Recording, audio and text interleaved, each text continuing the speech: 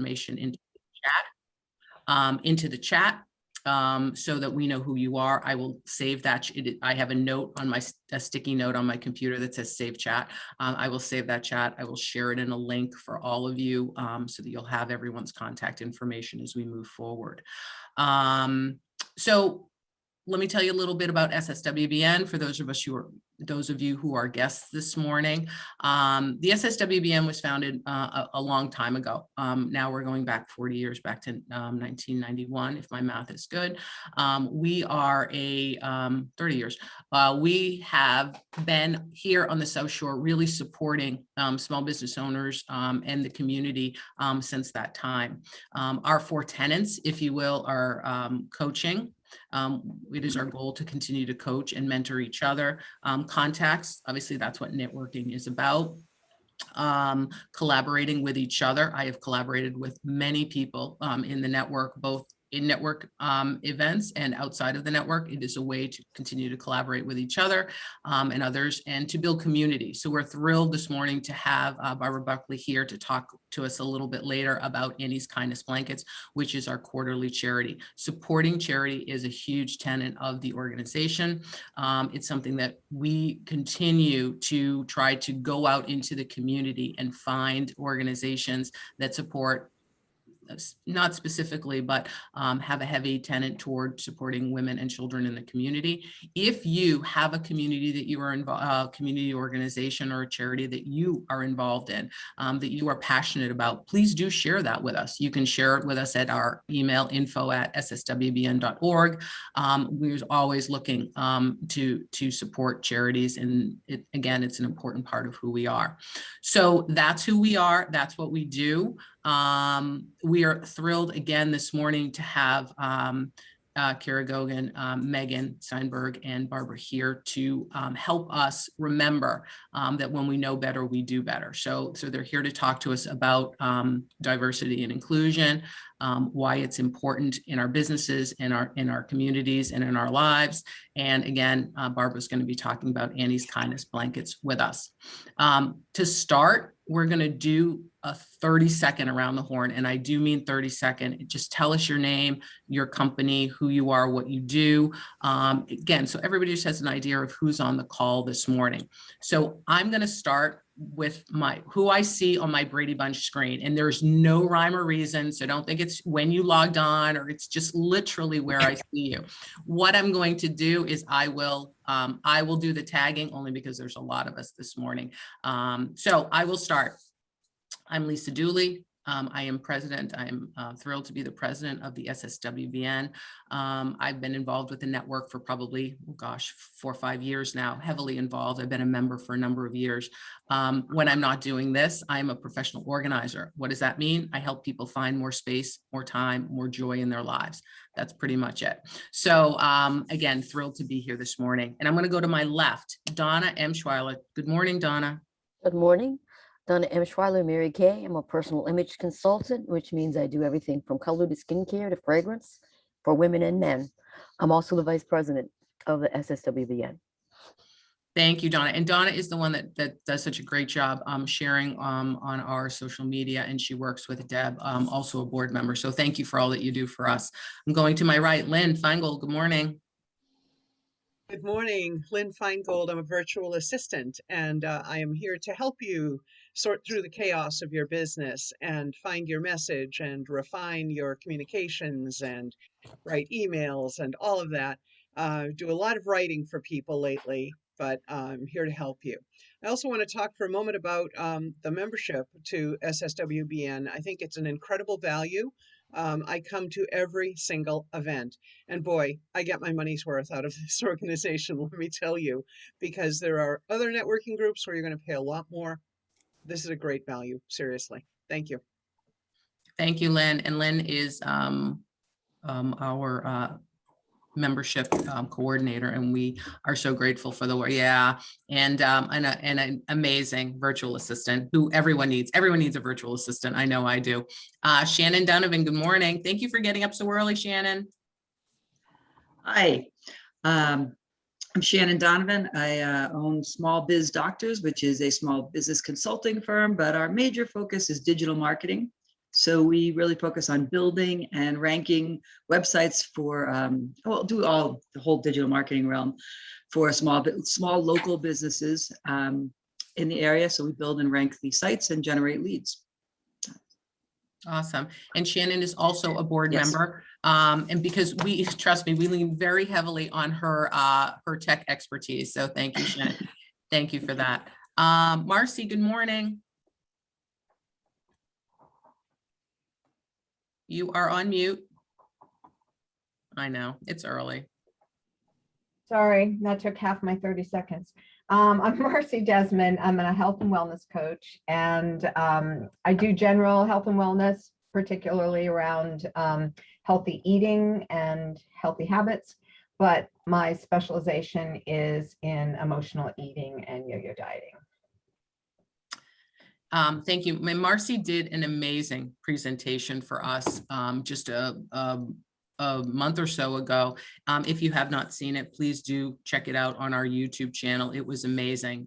So thank you again, Marcy. And I would just mention that if you are a member and you would like to share what you do and your passion with us, we have lunch and learns, these events, morning mixers, and Marcy did an after hours for us, which was super helpful. So thank you again.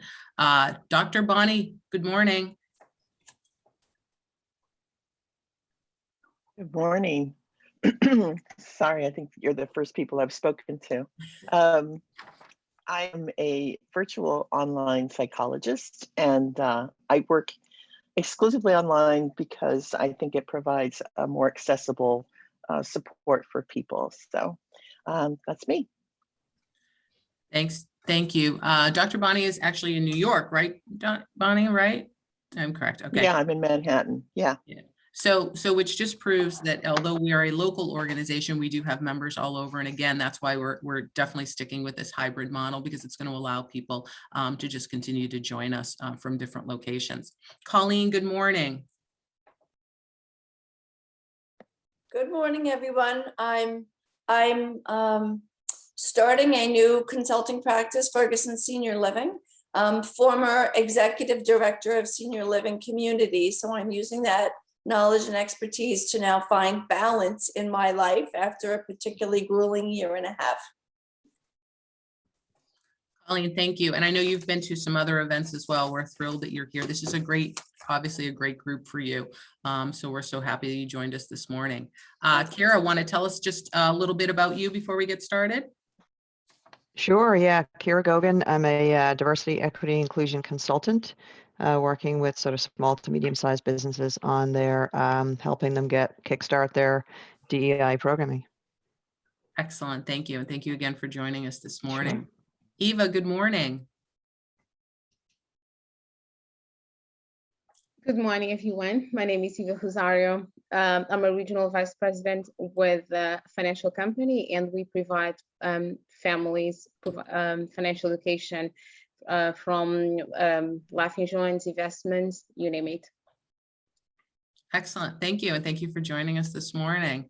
Barbara, good morning. Barbara Buckley. Good morning. I am one of the founders of Annie's Kindness Blankets, as you guys all know, but beyond that, I actually work in finance all day, every day, and yeah, super busy. That's pretty much who I am. Thank you. And thank you again for joining us. We're so excited to have you here and to have you talk to us about Annie's Kindness Blankets. Kristen Draper, good morning. Good morning. I'm Kristen Draper. I'm the president and general manager of Draper Knitting Company, a 6th-generation family-owned and operated textile mill in Canton. Excellent. Thank you. Excellent. Nice to see you this morning. Lena, good morning. Good morning. Yes, I'm Lena Neves. Eva and I actually work in the same organization. I'm a partner with my husband, national sales director with Primerica Financial Company. Basically what we do, I like to say we help families make money, save money, not retire broke. Kids program, we have a lot of stuff that we do, but I know this is just short. So yeah, that's what we do. Been doing it for almost 10 years. My husband for almost 30 years.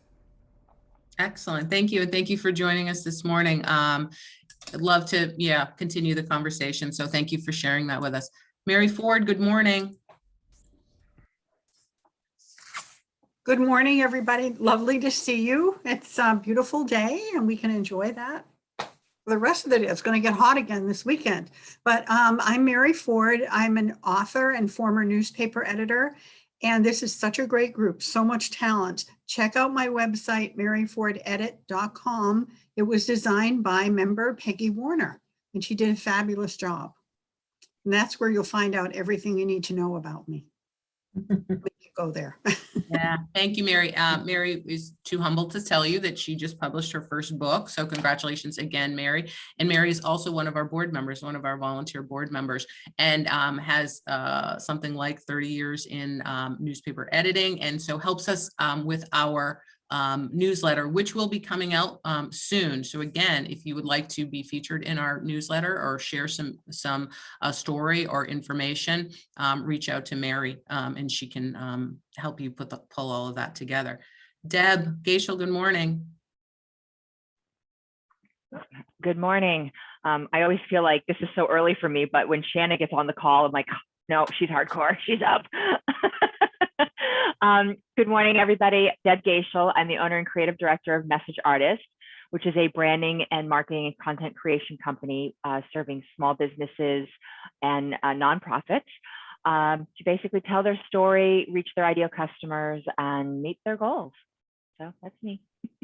Excellent, thank you. And Deb is also one of our board members. And when you get those great constant contact emails and you see our LinkedIn, that is Deb working very hard for us. Thank you. Michelle Wardeman, good morning.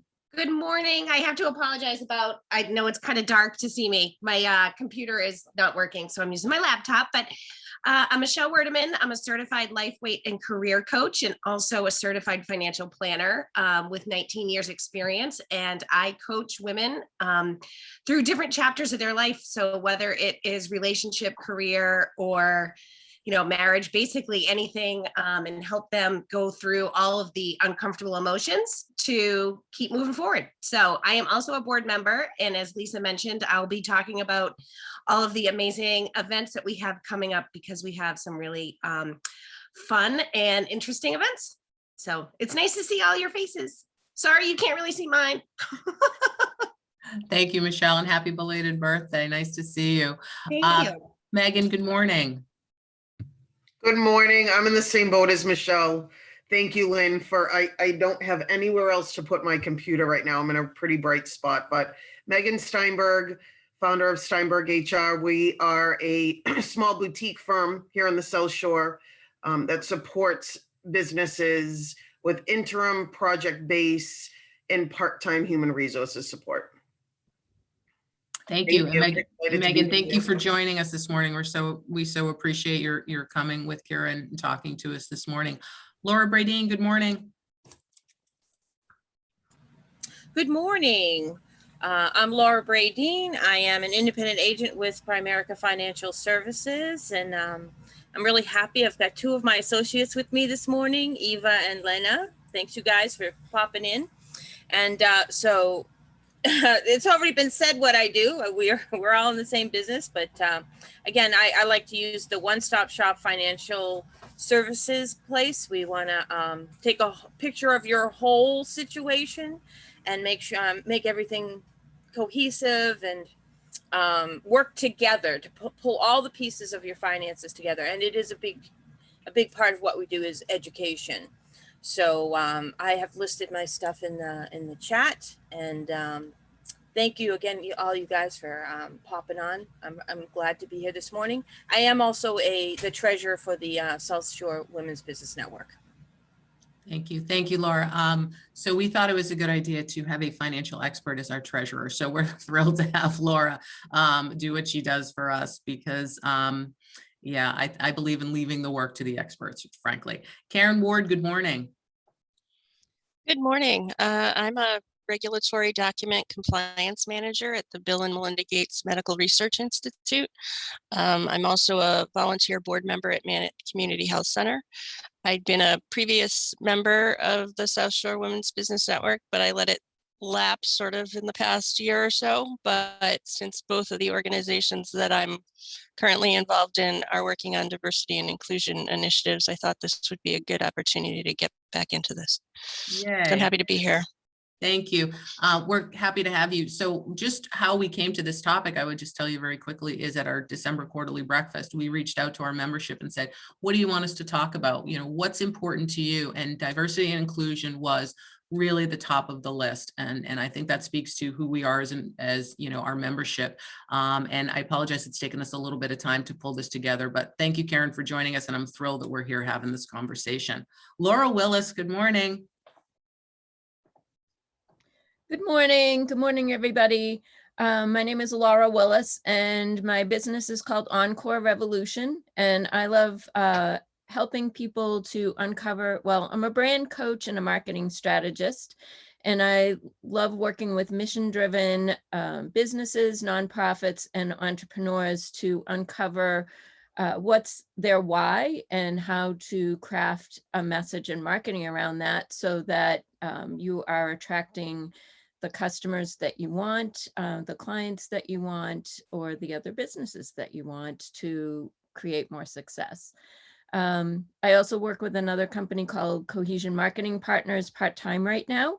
And that's really an organization, we're a marketing consulting firm for helping businesses that have larger marketing initiatives and want a senior level person to come in and help them manage those.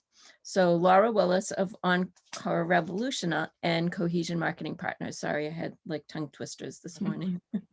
Laura, thank you. So just as a shout out to Laura, I worked with Laura on my branding many years ago, and it was Laura that helped me come up with my elevator pitch and my brand. So if you are looking to either you're starting something and you're looking to kind of get your arms around it, or you're looking to tweak it, Laura is an amazing resource. So I would absolutely recommend that you reach out to her. She does amazing work. So Alana Thompson, good morning. Hi, good morning. I'm Alana Thompson, a real estate agent with Better Living Real Estate. I'm based out of Lakeville, Massachusetts, and I cover all of Plymouth County and Bristol County and a little bit further up too as well. So nice to meet you. Nice to see you, Alana. And we appreciate you coming on because we know how insane the the real estate market is. And so we appreciate your joining us this morning. Sheila Barber, good morning. Hello, nice to see everyone. Sheila Barber from Barber Home Inspections. And oh, I do that and I can't see. My husband and I run our inspection company, any inspection services you need, serving Massachusetts. That includes radon testing and wood destroying insects, pests. Yeah, so speaking about collaborating with the group, I mean, we've been in for maybe 2 years, and it just every time we just make a connection. And even with people here on the call, I could, you know, use my hand and say the connections we made. It's just super amazing. I remember the first meeting, I really fell in love with the network. And so welcome if it's your first time. And also it's time for manicures and pedicures, and I have them right here, dry nail polish. You stick them right on. As you can see, I've got mine on. We can do some pretty styles, some nail art. Let me know. Thank you, Sheila. And Sheila and her husband have an amazing business. And again, as I said with Alana, with the real estate, home inspections are just so important right now. Sheila's also our board member, responsible working with our charitable organizations. And she's going to be talking to us in a little bit. And how you can get involved with charitable organizations. And again, if you have interest in nominating a charitable organization, Sheila is your person. Katie Starr, good morning. Hi, everybody. Good morning. I'm Katie Starr with Jack Conway Real Estate.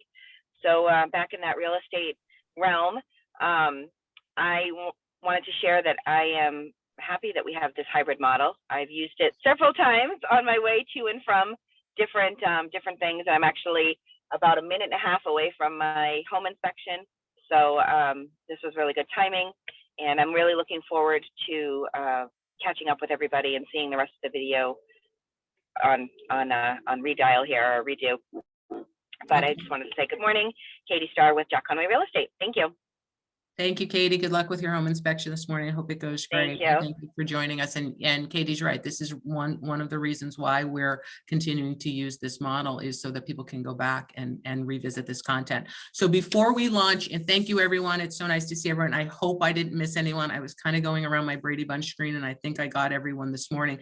Before I turn this over to Ciara and to Meghan, I would love to get a photo of us. So if you are comfortable turning your camera back on, Deb is going to handle that for me, because technology not my thing always. But I'd like everyone, here we are, everyone, just a nice smile, just everyone sort of looking at the camera, and Deb's going to take our picture and she's going to share it and show how much fun we're having at our networking meeting. So everyone will just be excited to join us. So you let us know when you're ready, Deb.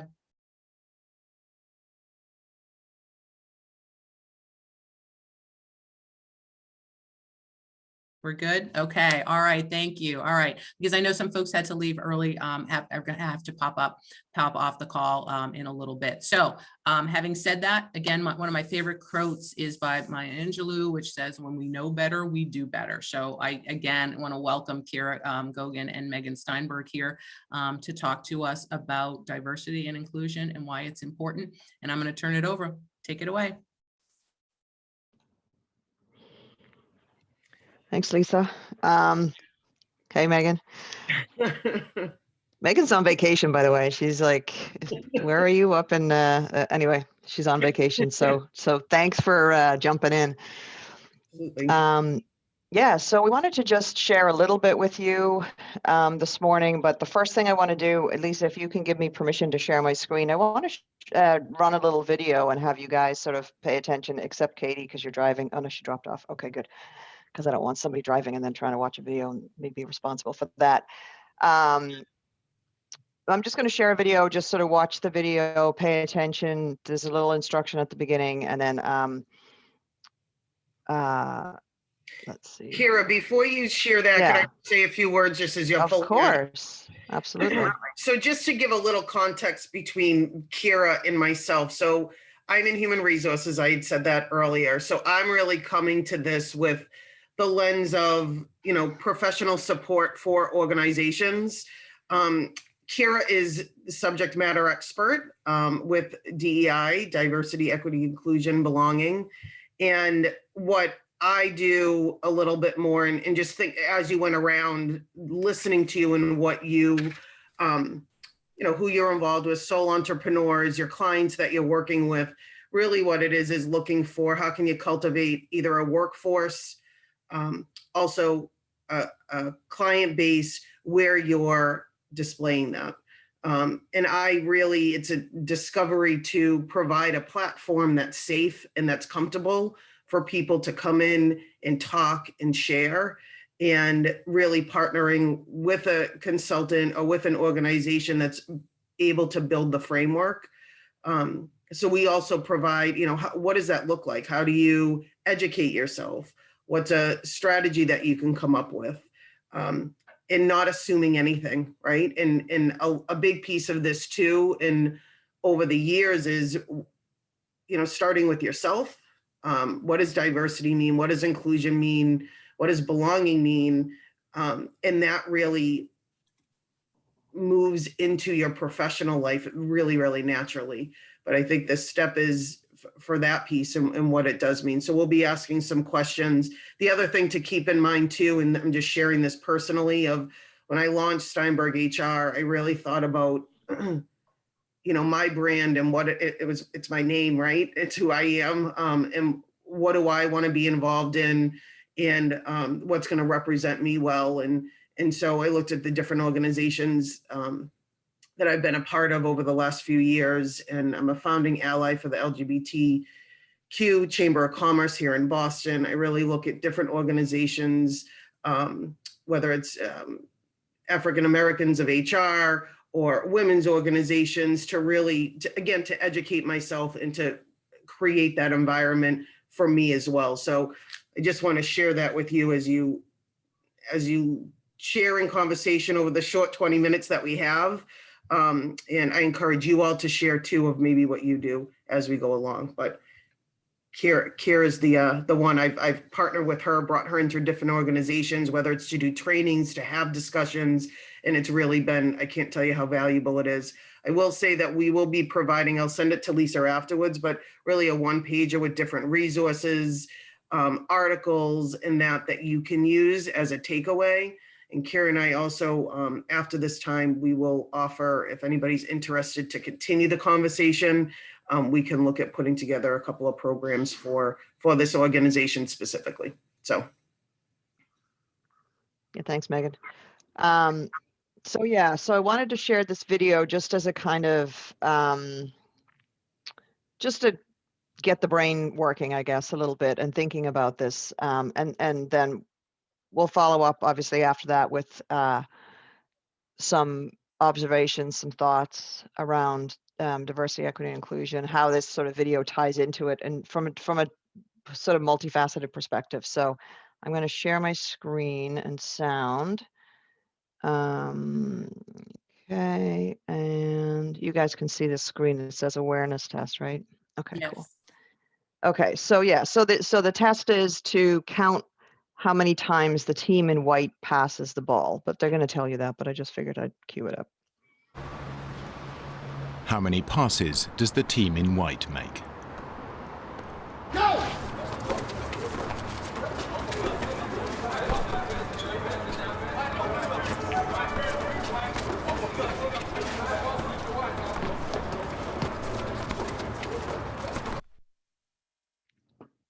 Okay, so how many passes did you all see?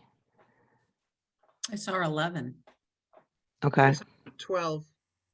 Okay. Anything else? I thought 12. Yeah, Okay. I'll be honest, it's too early for me to do math. Okay, no worries. Did anybody notice anything else? There was a Couple bear of or nods. some kind of, there was somebody in a costume came in the middle. There was no bear. Really? All right, hold on. Let's have a look and see. The answer is 13. 13 is actually the number. But did you see the moonwalking But bear? there was a bear. What? I know. Which, now this is rewind. This is the same video, so watch the video now. Now that you know there's a bear. There he is. And it's not Boo Boo. I understand it. So it's easy to miss something you're not looking for. So that's kind of the I'm just going to stop sharing now. So that's sort of the moral of the story there with that video is that it's easy to miss something that you're not actively looking for. And it's also easy to focus in on what you are looking for and not necessarily see something beyond your own conception. So one of the theories behind that is it's an unconscious bias. It's sort of a confirmation bias that we see what we're looking for. And we don't have time this morning to go into a whole thing on unconscious bias because there's a ton of them and it's a really deep topic. But I like to use that video as a jumping off point or sometimes in the middle of a presentation, because I think it really shows, like, I will tell you that I knew there was something in the video and I still didn't see it because I was so focused on counting that I'm like, I need to know how, like, okay, this is my task. How many times did they pass the ball? So from a two-pronged perspective, right? So the unconscious bias of confirmation bias, that what you expect to see, you see, and what you don't expect, you don't notice. Obviously that comes into play in life, in business. I mean, if you are, I'm trying to think of a good example. I mean, I use the example of like, all the civil unrest that we had last year and the Black Lives Matter movement, and, some people focusing in on, looters and, the rioters, the people that were kind of came in and disrupted those peaceful protests, right? That some people just saw that all they saw was the protesters or the rioters, I should say, and the looters and just dismissed the whole thing as, oh, that's just how those people are, right? That's a confirmation, that's a bias, right? Obviously, and that's a confirmation bias. What I saw was, tens of thousands of peaceful protesters and a worldwide movement that has shifted our conversation on race in America. And I was personally very moved by what happened in countries like Ireland. I actually grew up in Ireland. Like, people in Ireland were having Black Lives Matter marches. I'm like, oh my God, like that to me was astounding, right? So confirmation bias, again, is that sort of, you see what you're looking for. You see, you have a position on something and you're dug in, because we all are, we all want to be right. Right? So we have a position on something, we get dug in, and we see that, and that's all we see. The other thing that strikes me about that video, specifically as it pertains to the South Shore, is that I think this is not a South Shore thing, sorry. We make an assumption as people, I think, that a difference is something that we can see or perceive in some way. And I think from a South Shore perspective, I would say that we're not a hugely diverse community, right? On the surface, we're pretty white for the most part. Sort of that's who we are demographically in a lot of in much of the South Shore. But there are also a ton of diversities that you can't see. And I was curious to just have maybe you guys think about for a minute, when somebody says diversity, what do you think about? Like, what sort of dimensions of diversity come to mind? If you want to just pop off mute and just chime in, that would be great. For me, Yeah, I yeah. think of not just race, but also, gender, religion, any of those sort of deeply personal things that are either intrinsic to who we are biologically, or sociologically. But it's diversity to me is like literally, how do you have all of these different things represented in a way that's healthy and safe? Right. Yep. Who else wants to chime in? I think it's interesting because I think, so much of this for me goes back to language and the language that we're using, right? And I think traditionally we think of diversity as a very structured thing, right? It is, and sort of historically, we've thought of diversity as diversity of sort of nationality or origin. And I have come to understand that, it is a much broader thing. And I love the fact that you brought up the fact that there's so much diversity that we can't see. We think it's everything that we can see, and it's all the other stuff that we can't. So thank you for sharing that. I think that's very powerful. Yeah, absolutely. And I will say that, we generally think of, when we think of diversity, we think about gender, race, ethnicity, sexual orientation, age, and ability.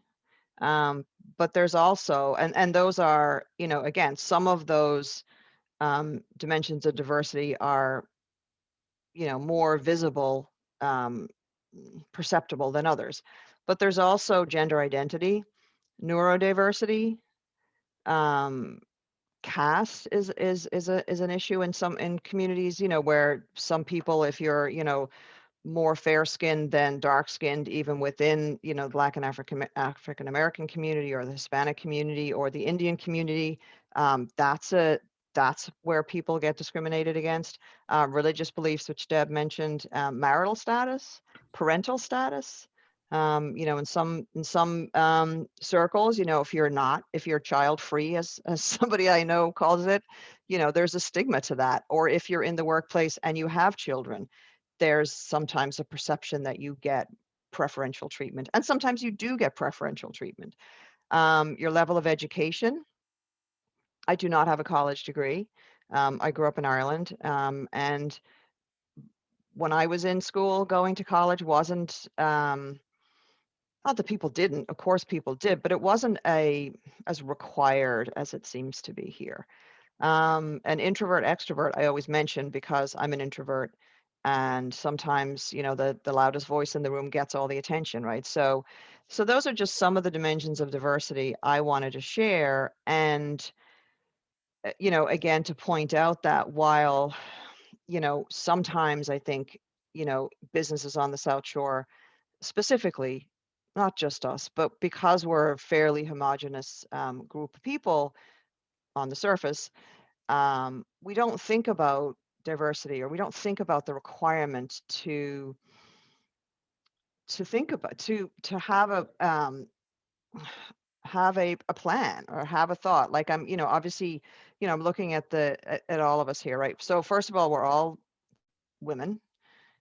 So we're homogenous from that perspective, but we do have different dimensions of diversity even within this group, right? So I'm here as a guest, but I'm part of the LGBTQ community. We have people from different generations here in the room. We have different nationalities here in the room, virtual room. So we have levels of diversity that we can see and that we can't see. And to expand our personal and business perspective to allow us to be with, you know, be with other people, start to get comfortable with people that are not sort of quote unquote like us, because that tends that's a preference that we have as human beings. We tend to prefer to be with people that we're comfortable with, right? And we tend to be comfortable with people who are like us in whatever way that is. There's an exercise that I like to do that we don't have time to do here that really kind of highlights that point. And if we, you know, if we do a session for you, as Meg mentioned, further on, a more deep dive, we can certainly get into that. But that's the diversity piece, right? That's sort of like the definition of diversity is that it's the numbers, it's people, like it's the, you know, how many you know, how many people are within these different dimensions of diversity are in my life, are in my organization, whatever that might be. Inclusion, people think that sometimes people think they're the same thing, the diversity and inclusion are the same thing, but they're not. Inclusion is, so Renee Myers has a coined a saying a long time ago, said diversity is being asked to the party, diversity is being invited to the party, inclusion is being asked to dance. So inclusion is that sort of wrapping your arms around everybody and welcoming people. It's not about tolerance. It's not about, you know, yeah, they're here, we have to put up with them kind of thing. It's about really embracing the people that are in your lives, in your organization, in your community, that are different from you in some way. And then belonging is sort of taking that a step further. And I think it's somebody edited Renee Myers' quote to say belonging is dancing like nobody's watching, right? That phrase of like dancing while nobody's watching, like nobody's watching, really being able to truly be yourself in any situation, in any organization. And there are challenges that a lot of people, specifically from certain demographics, face more than others. Certainly Black, Indigenous, and people of color, LGBTQ community, and some others face microaggressions, which are insidious, seemingly harmless little comments or insinuations that kind of pile up over time and create a situation where you feel oppressed and not welcome. And having those, like, for example, you know, when people say to somebody who is Asian, oh, you speak great English. It's like, yeah, like, why wouldn't you, right? But there's an assumption in that compliment that all Asian people don't speak great English. You know, for, you know, where are you from, right? That question, like, where are you from, seems like an innocent question. But when it's asked of somebody who, quote unquote, doesn't look like they belong, or they don't look like they're from here, the question is, it's kind of an insult. It's like there's an assumption that the person doesn't belong somehow by asking why they're here. You know, you're too pretty to be a lesbian. Like, what does that mean? That means that, you know, you assume that all like gay women are just ugly, like they can't be, you know, Shannon's laughing, but it happens, right? It's ridiculous, but it happens. So language is important. How we approach people, how we treat people is important. creating a space where people feel comfortable. One of the things that you hear a lot, especially in business these days, is, oh, we want everybody to bring their authentic selves. We want everybody to be able to comfortable bringing their authentic selves. It's a great aspiration, but you have to, first of all, create trust that if somebody really does bring them their full selves, that they're not going to be then, that's not going to be used against them later on. Right. So if I'm bringing my full self to work, and it means like I have a photograph of my wife on my desk, and I talk about my, oh yeah, I wanted this, great trip to P-Town, and I had this thing, and we went to drag bingo and whatever. Right. If I'm talking about those things at work, that's not kind of going to come back and bite me sometime later on. If a Black woman comes to, like, there's a whole thing about, culture, Black hair at the moment, right? That people, there's this expectation that, or there's this, not expectation, there's a line somewhere that says that, natural Black hair is not professional, which is absurd, right? But it's a reality that's happening. And so if you're saying bring your authentic self to work, and you come to work and you have your your natural hair as a Black woman, is that going to be held against you? Are you going to be seen as less than professional because that's how you choose to come to work? So so we have to be ready to embrace all of what that means. And I do think that there's kind of a movement afoot in some business areas, and I like to see it grow, where, in the past we've been told to kind of keep our personal stuff at the door, like leave it at the door and just come to work as your professional self. But I think that that's impossible to do. With all of the, the racial unrest of last year, the hate against the Asian community, Asian Pacific Islander community, even like, things like the Pulse nightclub shooting that happened, the 5-year anniversary of that was a couple of weeks ago. All of that trauma that people are experiencing is part of who they are. And it's really hard to tell somebody to leave that at the door and not bring it to if you're feeling all of that trauma, you're not going to be able to just park it at the door and not have it be part of your workplace. So I think creating sensitivity around that, and understanding that we are all whole people. We're not just who we show up to the office as, or even the virtual office. We are whole people, and all of our experience is part of, it's who we are. And we have to be able to be all of that, and have other people understand that what's happening in the world is affecting us. As women too. I mean, obviously, like I said, we're all women here, so we've all had experiences, and I think generationally, some of us have different experiences than others. A friend of mine I was talking to, who's an older woman than I, she said, when I went to work in the bank, like, you were hired because you were pretty and you wore a short skirt. Like, those were the requirements, And I hope we're past that. I don't know that that's 100% true. I hope we are, but I don't know, right? So anyway, those are just some of the thoughts I wanted to share this morning, just to kind of, just a little perspective around it, just maybe get people thinking about things in another way. And one other thing that I will share is that on the unconscious bias part, unconscious biases don't make us bad people. Racism makes you a bad person. Homophobia makes you, or at least have you bad tendencies, right? But unconscious bias is not that. Unconscious bias is unconscious. Our brain receives 11 million pieces of information at any given time, and can only process 40 consciously. So unconscious bias is our brain's mechanism for just filtering through all the stuff that we can't deal with and just making decisions. And it's not always a bad thing. Unconscious bias is like, what are your tastes in food and movies and so on and so forth, right? So unconscious bias is not necessarily a bad thing, although there are obviously unconscious biases that we have as people that are not, that don't serve us well, and make us do things that are not good and nice. So I'm going to leave it there for right this second, but obviously questions, any thoughts or comments, absolutely ask any question that you want. I'm just looking at, Deb had, an incredibly sexist experience at the North Dock. It was so obvious, I was shocked. It's been a while since I've had to deal with such overt sexism. Yeah, I mean, it's amazing some of the things that still happen. And certainly I'm not trying to dismiss in any way, shape or form our experience, collective experience as women, but I wanted to sort of shine a light maybe on some other areas as well. But yeah, it is astounding when things happen, and it is shocking, right, Deb? Because it's like, it's 2021. Like, how is this kind of thing still happening?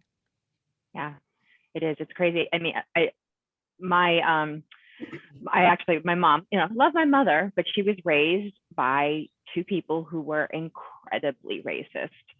And, and she'll tell you, she's like, oh, I'm not racist. I have Black friends. Like, good for you, Mom, but you're kind of missing it, a little bit. And, she'll say things and, you try to gently correct her, but the stuff that comes out of her mouth, and it's like, you see, some of that's generational, and you see where, and I know where it came from, the stuff that my grandfather used to say, even as a child. I was like, but as a child in a single digits, you didn't have a whole lot of power to correct the elder in your family, so, but it's you still see it. It's there. Right. I think that brings up. I agree with Deb. There's, I worked in senior living and pretty much everybody was white. And the people who work in the community, many of them are of color. So it really, as a leader, you have to set the tone from the get-go. Like I will tell people in orientation, we celebrate diversity and we do different things that really incorporate people. Like I did an international week, and each day we visited another country, and the residents would look at somebody and say, this person doesn't speak English well. And now they're learning, they speak 3 Englishes and English is the 3rd. And they're thinking they're lazy. And then they realize they're sending money, they're working 2 full-time jobs, and they're sending money home to their family and their mother. And they're thinking, oh, they have a mother and they take good care of her, and they relate to it in a different way. Mm-hmm. It's just opening people up in many ways. I was going to say before, I was laughing because I could relate, because I can't tell you how many times that I've been approached by a man and I'd say, no, I'm with my partner, and I'd point to her and they'd be like, oh, honey, you just haven't met the right man yet. We'll change you. We'll bring you back to the right side. I mean, Right. I can't countless times. So absurd. Yeah. Yeah. So instead of accepting it, they're going to change me. Right. Yeah. So I just Lynn, you had. I'm sorry. Sorry, I was just going to say, because I think Lynn had something earlier. I just wanted to say, what is it that we could do if we see something? What should we say? I know a lot of people have this like, oh, I don't want to get involved, but I want to be a good ally, and I want to, be there for people who are having a hard time. Yeah. I mean, I think if you see sort of a microaggression type of situation, like somebody having that kind of a conversation, you can just simply call it out, and it doesn't have to be in a rude way, but just like, what did you mean by that? Like if somebody said to Shannon, oh, you just haven't met the man yet. Well, what did you mean by that? Like, and that just kind of creates an awareness for the person. And if the person really is like a complete ass, quite frankly, they're going to be like, well, whatever, right? And then you can't necessarily do anything about that, but you've sort of maybe embarrassed them a little bit, right? If in that case, but if they really don't know that they're kind of doing something wrong, having them have to stop and explain it sometimes creates enough awareness, That's great. Thank you. Yeah. If you are seeing a situation where somebody is actually being like really kind of verbally assaulted, stepping in sometime, and this is just from bystander training that I just took, I'm certainly no expert, but like a part, like especially with this, the Asian hate that's been going on, and obviously other, hate against other people of color, Black communities especially, just sort of step in and pretend to know the person and sort of take them away from the situation. That's one thing that people can do. And you're not necessarily putting yourself in a dangerous situation, just like, oh, hey, Mary, how are you? And just, hopefully they recognize that that's you trying to help them. That's another thing that people can do. I honestly think age is a big problem. When I was a lot younger, I looked a lot younger, so people treated me.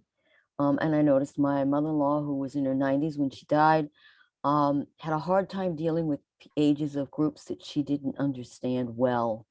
I think they have to be more open. I think age is a biggie. Yeah, it definitely is, Donna. And I think, it's kind of amazing that we think that as people get older, somehow they're less valuable and less experienced instead of more. I will say that one of the things that's interesting that I've come across recently is reverse mentoring. So where older people are having younger people mentor them, just so that there's an understanding, across the generations, and that the older person is learning from the younger person as well. So it's an interesting dynamic too. But for sure, yeah, ageism is alive and well. So one thing I wanted to mention, as I've heard everybody speak, is we have to remember that when we talk about, there's a power structure, right? There's a power structure, and it is a white male power structure. And anything that is seen as diversity is seen oftentimes as a threat, right? So I think that's part of what we encounter as women enter the workforce, and people of color, are saying, this is not okay with us, right? How things have been. And I think that's part of what we're really hitting up against is this. It feels threatening to people, the people that have, let's face it, white men who have been in power, white men of a certain class, if you will, have been in power. And I think that's part of it. And I think just conversations like this is so important, not just conversations amongst each other, but a conversation with the people in our lives, right? I have young adult sons, and we have these conversations all the time. And I am encouraged when I hear them speak, because they do not have the hangups that we have. They do not, I'm not going to say they don't see color, because that's ridiculous. Everyone sees color, but they, in terms of, their peer groups and their friends, people that are transition, people, different sexual identities and gender identities. It's much less of a, I don't want to say an issue, but it's much less in the forefront for them. Is that encouraging to us, Ciara? Is that what you're seeing in your research, that it is partly, generational? Yeah, some of it is generational. And I just want to comment on the I don't see color comment. Some people still think that that's where we should be, and that's actually the opposite of where we should be. In order to acknowledge people's lived experience, we have to see color. We have to see people for who they are. We have to see the whole person. And if you dismiss, somebody's race or color as part of that conversation, you're dismissing their experience completely. So that's just, I think that at one point that was a bar that people had said, oh, I don't see color, but it's not the right approach. But yeah, I do think I think that the younger generations are gonna save us all if they don't get too corrupted along the way, but we'll see. We have certainly burdened them. We're expecting them to fix right. all of this, Everything. and climate change and social security while they're at it. So they will be very busy, this younger generation. Thank you for starting this conversation. I am so thrilled that we had you here this morning, and thank you again for coming. I know there've been a lot of great comments in the chat. I would encourage everyone to continue the conversation. The conversation does not end here. This is just, we've literally just sort of opened the box on and opened the book on this. And I would absolutely encourage anyone to reach out to Ciara. I had a situation come up. I reached out to Ciara. She was incredibly helpful, and to use these resources. So you have Meghan and Ciara's contact information. And again, thank you. Thank you for helping us to start this conversation. I always think that a quote that I heard, which is, our greatest desire as human beings is to be seen and acknowledged, as who we truly are in our fullness, in our, in when I'm a hot mess or when I'm at my best, right? But that is what we all are seeking, is to not be this idealized, whitewashed, if you will, version of who society expects us to be and to show up as our full selves. That benefits ourselves, it benefits our relationships, our communities, and certainly our employers. And I do think that that's something that is an important part of the conversation. So thank you again for that. And please do, again, continue to reach out to Ciara and Meghan. Lisa, I just had a couple of questions when Ciara and I were talking about this discussion today, and we don't need to answer them right now, but maybe jot it down as one of the questions we wanted to ask everybody is, why is diversity, belonging, inclusion, why is that important to you personally? And why is it important to you from a professional standpoint and from a business standpoint?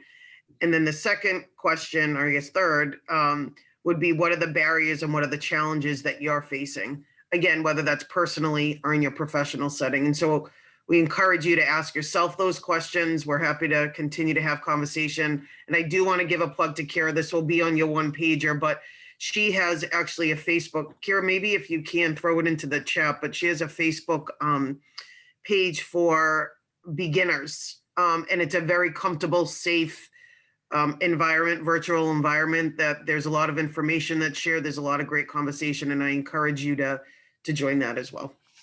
But thank you very much. Thank you. Thank you again. So before so I think this is such a great segue to talking about our charity and to welcome Barbara. But before I do that, Deb is going to try to take our picture again. We had some technical difficulties, and it's usually my technical difficulty, so I apologize. But I'm going to ask everyone, if you can, to just turn your cameras back on and give us your most warm smile. And Deb's going to try this again. Yeah, sorry about that. When I muted and I said something, it popped up that message and it went right across all of our smiling faces. So, all right, 1, 2, 3, smile, everyone. Okay, let's see if I got that. Perfect, much better. Excellent, thank you. It does take a village, folks. Okay, so again, I'm going to turn this over to Sheila Barber, who is our community event coordinator and charitable coordinator, to talk a little bit about how she came to Annie's Kindness Blankets, and then welcome Barbara again. So Sheila, you want to take it away? Yes, hi, Sheila Barber, and yeah, I had the great experience of being a part of Annie's Kindness Blankets. I had seen it for like, I don't know, 6 months to a year on Facebook, like they were meeting, and just a nice outreach where people in the community can just come in. You don't have to know them. Not everybody knows everybody. And so I said, oh my gosh, you know what? We can make it. It's around the corner. Well, not really. This time it was, it was going between Abington and Bridgewater or something. I said, you know what? We're going. We're going to figure this out. So I brought, I think my son was 9 at the time. We were so welcomed. There was lunch and people and dessert, and Barbara, who's here, explained exactly what's going on. And then we just went to a table and sat with people and helped make those like no-sew fleece blankets. And the whole thing is, it's like we're talking about being included, knowing you are not alone, knowing there's always someone that cares. So there was a room full. I mean, this was like a reception hall full of people, and just all ages, and just a really nice, warm place to realize that, you know, we were like outsiders and just coming in, and it's what a lot of people go through, just, you know, when they get in their low points. And Barbara could explain more about that with her family situation. But we left, Barbara loaded us up with like 4 extra blankets. Not only did our son have a blanket that he made with the group of people and memories, and he just loved it and cuddles. It's his favorite blanket still. He's 11. And Barbara said, here, bring, you know, give these out to people that are, you know, that, you know, might need a little kindness or a little bit extra. So yeah, I'm going to introduce Barbara from Annie's Kindness Blankets. No, thank you. That was so great. I so remember that day when you came and you were like, I don't know what we're doing. I just going to show up. We're like, come on in. And I think we had, I don't even know, 100 and 50 people in there, and Sheila and her son went right to a table, and it was just like they were family immediately. And anybody at that table, you just sit comfortably, you make a blanket, and you talk about anything you want, and then that blanket gets, put out in the world to find its person. And that's really how I met Sheila and her son. And even the people at that table still talk about her son, who wanted to make a blanket in his own style. So he took 2 different pieces that he wanted to use to make his blanket, and they all helped him make it. So that was I have so many experiences like that, but I'll go through this quickly because it's such a long story, but my niece Annie passed by suicide on March 30th, 2015.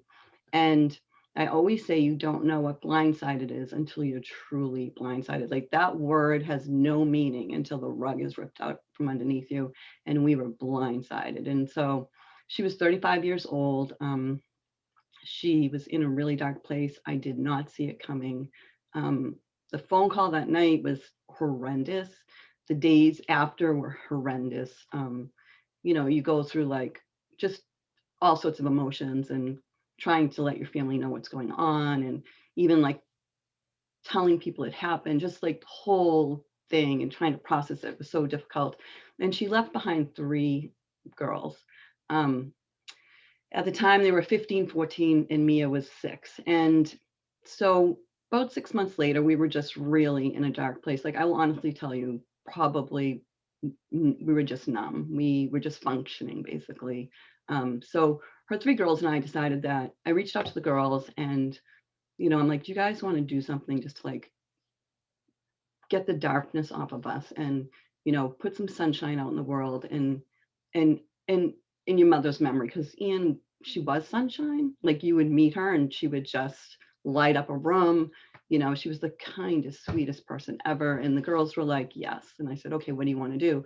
So we used to make these no-sew blankets with Ian, and the girls have an OG one that was made by Ian and me, actually. And so I'm like, let's make 35 no-sew blankets, which we will walk into a hospital, we'll give them out to 35 people. That was the age Annie was when she passed away, and make others know that they're not alone. You're just not alone. And the girls were like, okay, let's do it. So we had help. We had a goal of, I think we started September 30th, 2015, 6 months after she passed away.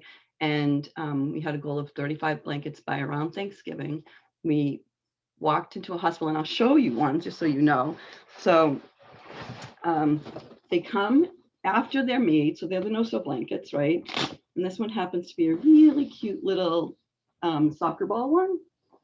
And we actually like put this label on that speaks about being kind to other people. It speaks about kindness. It speaks a little bit about Annie and about being kind, and how the person that's getting this blanket is never alone. So each one of these blankets has that label, and it's in its own little tote bag. And here's its tote bag, and it says, I don't know if you can see that, it says AKB.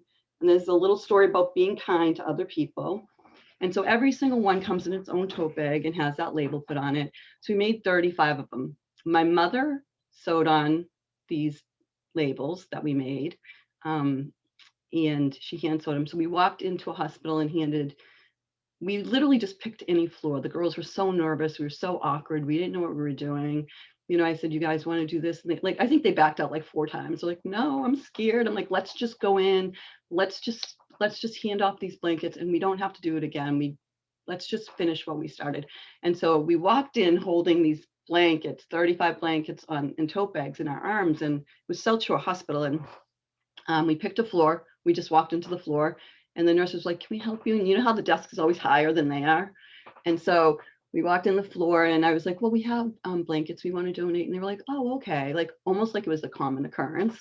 And so we lifted our arms up, and we had all these tote bags hanging off of them. They're like, what is that? And they ran around, and they grabbed the bags, and they were open, like, what are these? And at the time we were like calling them Annie's kindness blankets, but we haven't like absorbed that yet. So we're like, Annie's kindness blankets.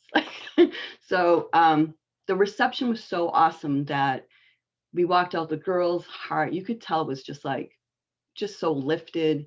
you could just see their shoulders lift up. And I was just like, okay, I just saw these nurses were like, these are amazing. Who can we give these to? I'm like, anybody you want, just give them to anybody you want.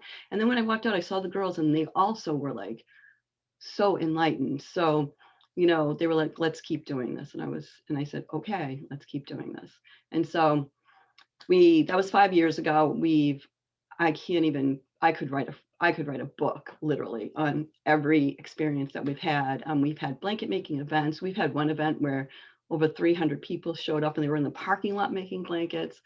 Before the pandemic, I said, I think I'm going to have to rent out TD Bank North Garden because people they just come in there like, and it's all Facebook. It's very organic. We don't do much of anything. I found that many people are associated with depression or suicide and they just can't talk about it. They don't want to talk about it, whether it's you, whether it's a family member, whether it's 3 generations back, you know, it never leaves your family.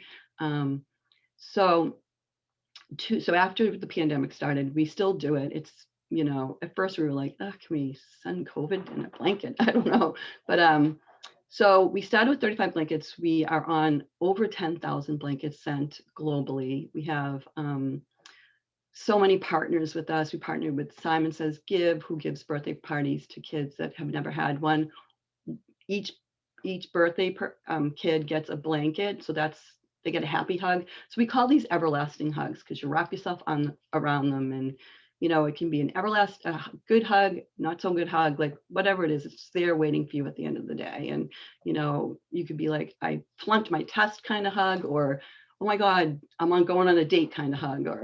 So we just call them an everlasting hug. And I feel like we always say Annie was the best hugger. So this like encaptures who she was as a person. She was full of sunshine and love, but we also it's like such a full circle of like love. So we have volunteers that make them. We have recipients that receive them, and they eventually become our volunteers because they send us these messages like, I think you saved my life. Like, I don't know what this is, but this is the most amazing thing. We're globally. We used to have a traveling hospice nurse that used to take them globally. I just saw an article about us over in UK, which scares me a little bit because I'm like, I don't know how I'm going to get these to London, but that's okay. And then, you know, we have our volunteers and we have the recipients, and everybody's involved for a reason. You know, they either loved the blanket they got and they want to help somebody else out, or they know an organization that could use our blankets. I mean, we've given them out to hospitals, foster cares, Hope, you know, women's shelters, individuals across the globe. At one point, we had over 20 states had volunteers making them for us in their state. And once they make them for us in their state, we don't want them back. We'll take them back and we'll send them up, but they can take those blankets and bring them anywhere they want to. They can give them anywhere, you know, your aunt, your cousin. We don't have a criteria. We just know that everybody in this world needs to feel validated, know that they matter, and, you know, need that hug. So we don't have a criteria. We will give them to anybody that reaches out to us, and we'll get them, you know. And for on some level, it's kind of crazy, all the different people that reach out to us, because we, again, are just very organic. And we had TLC reached out to us. We won this Give a Little award, and Lady Gaga put us in her book, which is crazy. We didn't even know that was happening. So it's kindness, and that's what we do. And we include every single person. We don't care who you are, where you came from. I mean, it could be somebody that, you know, we knew growing up and didn't really like very well. We'll send them a blanket. It doesn't matter to us. And everybody's welcome to make them, give them, send them. We always ask people if they have funds to buy the material. If they don't, we will try to get the material to them and they can make their own. Girl Scouts, Boy Scouts, Eagle Scouts, like I could just go on and on about who has made them. Nursing homes, they've made them, they've received them, they made them for another nursing home, rehabs, cancer hospitals. We teamed up with Sleep in Heavenly Peace, who makes, they do beds for children that are sleeping on the floor, and every bed comes with an Annie's Kindness blanket. So it's just warmth and sunshine and love. and it was made by another warm, sunshiny, loved person. So it's just a way to heal your heart. So the girls right now, very involved. We started it as, we eventually became a nonprofit. Everything that we've done has been so easy for us. And I mean that in a way that we're not searching for it, we're not looking for it. It's just because everybody out there is ready to talk about it and be more open and get the stigma around suicide and depression out of the way. So, we had somebody reach out and said, we'll help you become a 501c3. And, at the time I wasn't even thinking about it. We were just doing it, out of our house. Like, I'm like, okay, if this is, okay, and then everything we asked I go through the girls. I'm like, okay, if this is too much for you, let's just move back a little bit. They're like, no, let's keep going, and the girls are loud and proud, and they walk with their mom standing next to them. And we always put Annie in front of us, not behind us. And, and she's leading the way. We're just kind of following. So, and we've and again, like I said, I could literally write a book about the amount of people, we have Miss Illinois, she makes them for, in Illinois, she makes them. And then we have a chapter in North Carolina, and I say chapter, but not a real one. She makes them in North Carolina, Ohio, New Hampshire, Wisconsin, California, Washington. We have so many volunteers that we send the material to, they make them, and they flip them right back out in their world. So it's really an amazing thing that started out of a tragedy. I think that if you can somehow get yourself out of the trauma and the tragedy and put some positivity in the world. Because there's nothing else we can do. She's not here. We miss her terribly. She should still be here. I always say, if there was an Annie's, so people would walk in the room, and it was also a safe place for parents to talk to their children about depression and suicide when they would come into an Annie's Kindness Blanket event. And, I remember standing at the door, two specific memories, and of course, Sheila and her son, but one was a woman walked in with a pair of scissors, and she said, I saw this on social media, and I just want to come in and make a blanket. My husband passed away 19 years by suicide, and I was never allowed to talk about it. And I just opened the door and said, come on in. And she actually went to a table, and a little while later, she's like, I just love those people. She's like, how long have you known them for? I go, as long as I've known you. And she's like, I swear to God, they feel like they've known you forever. And I feel like I've known you forever. And I go, and that's just the whole inclusion thing. And then the other one was like a family of 4 came in, mom, a dad, and 2 kids. And the dad was like, we're here to make blankets for other people, but also talk about depression and suicide in a safe place. And so while they were sitting around the table making blankets, they talked about depression and how just the whole topic personally to them. They wanted to make their kids know that it was okay not to be okay. And they did it in that safe manner. So now we have like Girl Scouts making them. And when they're around the table, the leader will just kind of talk about being kind to other people and what depression means and how to recognize it. So it's become like this staple of, a safe place to talk to youth, but also a way to give somebody a hug, to make them know that they care, and the volunteers get something out of it, the recipients get something out of it. I've had people screenshot some of the blanket. I try to post, if somebody makes a blanket, I try to post what it is. I don't tell anybody's story, but I'll just say this blanket's heading to Washington or whatever. And I've had people screenshot the Instagram, the post, and send it to me personally, and just be like, please thank these people for me. Like it's just like a big circle of connection, and no one knows each other. It's just crazy. But so right now we're over 10,000 blankets. We just put another order in for another 2,000 tote bags. We aren't slow. This snowball has just sped up so fast that I don't know where it's going to go, but I definitely know it's not going to stop, and there's the other thing I want to say is there's 8 women of us. There's 8 of us that run this. It's Annie's girls. It's Annie's grandmother. It's me. I'm Annie's great aunt, my daughter-in-law, and a friend of mine. So there's 8 women that run this. And I got to tell you, we're really go-getters. Like, you know, we just like pump these blankets out like they're nothing. We will get it to you. We will send it to you. I get when my emails like, and I work full time. This is just all volunteer. When my emails are clear at the end of the day, I can breathe. I'm just like, all right, we got all those blankets out, you know, because it's really hard to not send somebody a hug if they're looking for it. So what we love is volunteers. We love people that want to make these blankets for us. And we also love if somebody has a place that they want to have them go to, we will get them there. So if you know somebody that wants a blanket, or if you want to volunteer, or if you want to make them or send them, or if you know an organization that can use them, I mean, Brigham's and Women's, Ronald McDonald's House, VAs, like I could go on and on and on. We're here, and our goal is to just let everybody know that they matter, you know, what everything in their life is valid, what they're thinking is valid, and we just, you know, you're not alone. You're not alone, and you matter. That's our message. Barbara, that I don't know if I'm the only one. I'm sure I'm not the only one. That is probably one of the most powerful stories I've ever heard. And I love everything that you've said, and thank you for sharing it, because I know sharing a personal loss like that is not difficult, but the fact that you turned your loss into someone else's gain is the greatest gift you could give to Annie and to her family. So I'm gonna cry. So having said that, and thank you, because you used the word I would use, which is inclusion. It's to making everyone feel that their experience is validated. So thank you for that. We will, please tell us, we should reach out to you through your Facebook page at Annie's Kindness Blankets. Mm-hmm.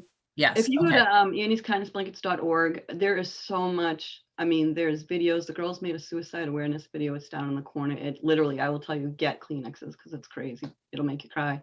And you can just email me at barbara@annieskindnessblankets.org.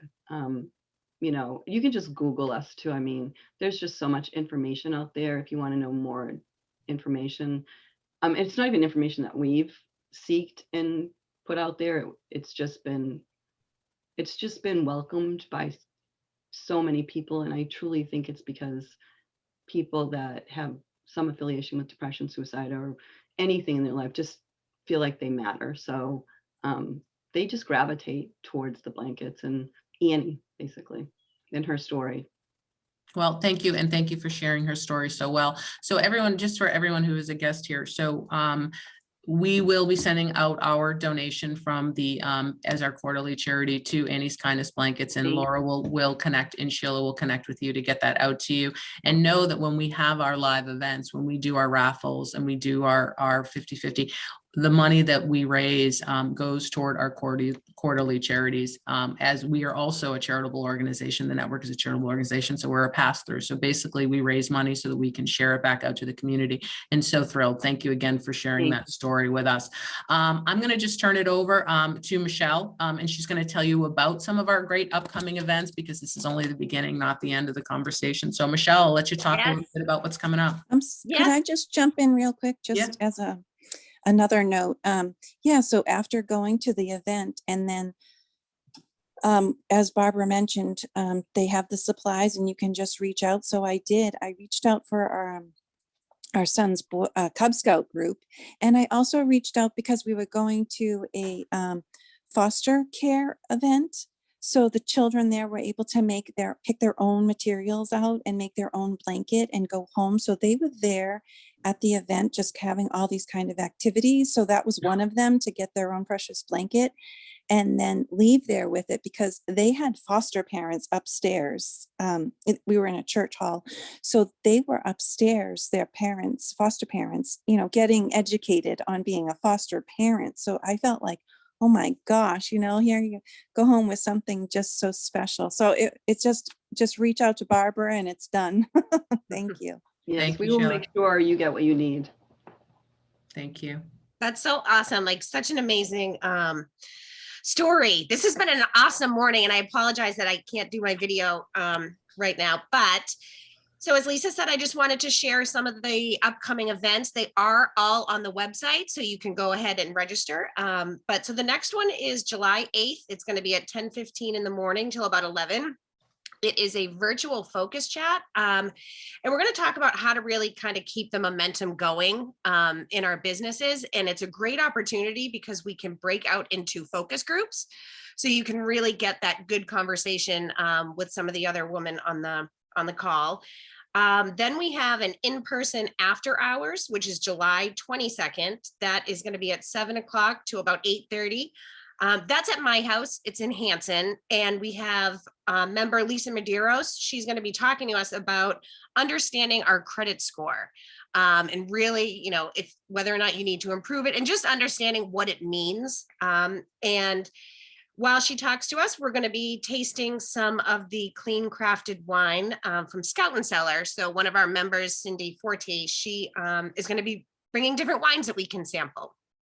And then after that, we have another live event, which is a lunch and learn August 5th. And that is going to be at Lisa's house, The Porch, at noon. And we have a guest coming, Robin Putnam, and she's going to talk to us, which it's super relevant now, but it's protecting ourselves from identity theft. Like with the world of internet and all of that, it's very easy to, and I know some of our members know firsthand, it's easy to have things stolen, people's personal information. So she's going to talk to us about how to protect ourselves in the online world.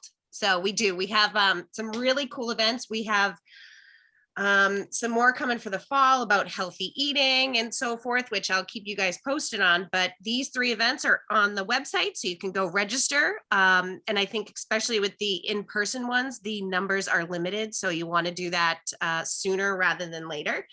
And if you have any ideas or you want to share your business, just send me an email because I'm trying to get the events at least a couple months in advance.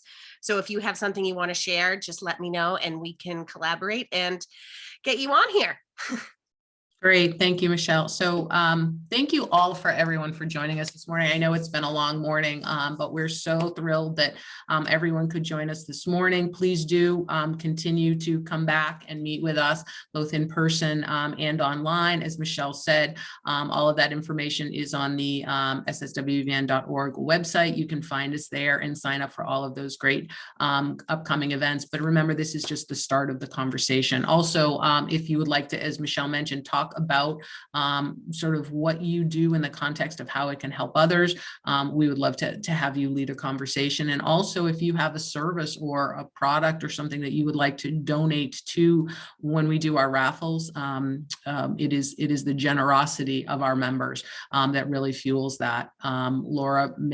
Laura Brady, in addition to her many other jobs, is both a pampered chef consultant and makes her own jewelry. So we are a multi-talented group. And if you want to share some of your talent or your product with us as a donation so that we can raise money for our amazing charities, please do so. And you can always reach out to me through my contact information or info@sswbn.org. Thank you all for joining. I am going to stop the recording. I've been